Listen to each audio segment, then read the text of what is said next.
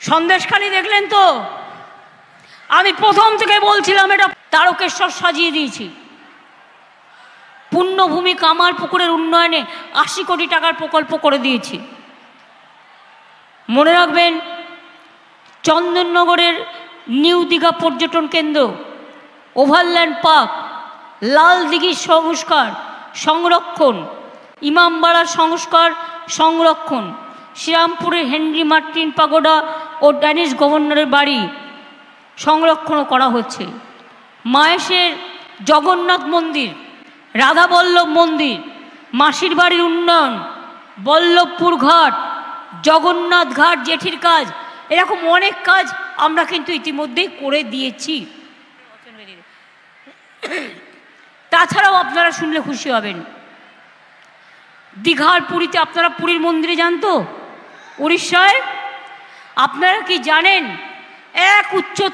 একই উচ্চতা পুরীর মন্দিরের মতো আমরা দীঘাতে একটা জগন্নাথ মন্দির তৈরি করছি।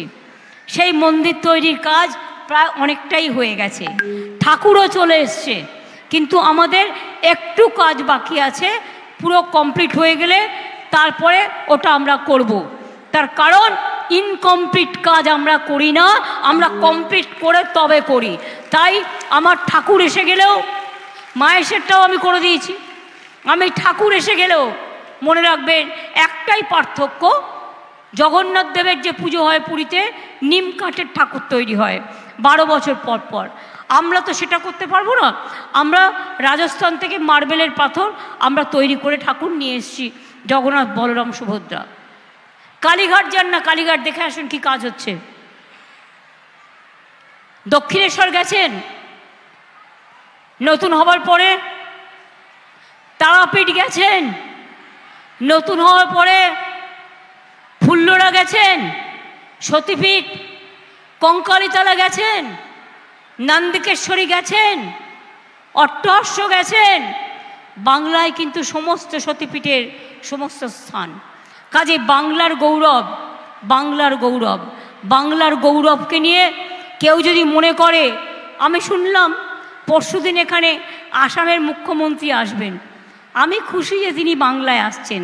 আমি আশা করি বাংলা থেকে এই শিক্ষাটা নিয়ে যাবেন যে 19 লক্ষ হিন্দু বাঙালির নাম এনআরসির ভোটার লিস্ট থেকে বাদ দেবেন না এবং তাদের জেলে রেখে দেবেন না। এটা আপনাদের শোভা পায় না। আমরা এনআরসি মানি না, কোনোদিন এনআরসি করে মানুষকে জেলে ভরতেও দেব না। আমরা স্ক্যাম মানি না, বিদেশি বানিয়ে দেবে। আর আমরা ইউনিফর্ম সিভিল কোডও মানি না।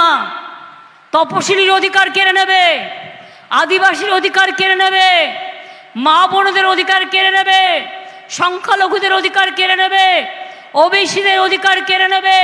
আমাদের কারো কোনো অস্তিত্ব থাকবে না, আপনারাও থাকবেন না, আমারও থাকবে না।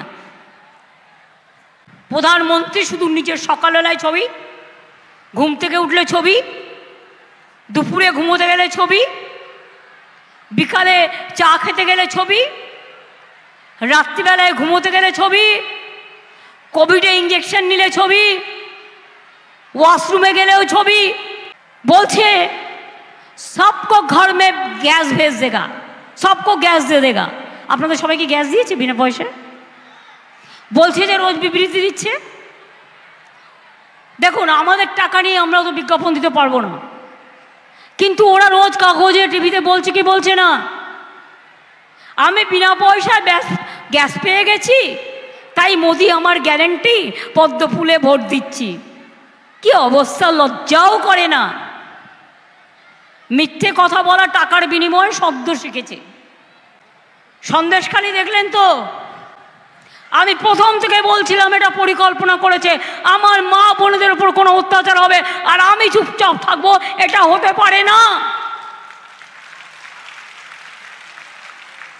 শুনুন, টাকা পয়সা চলে গেলে ফিরিয়ে আনা যায়, কিন্তু সম্মান চলে গেলে ফিরিয়ে আনা যায় না। প্ল্যান করে করেছে। আরে নাটোরে গুরু নাটুদা।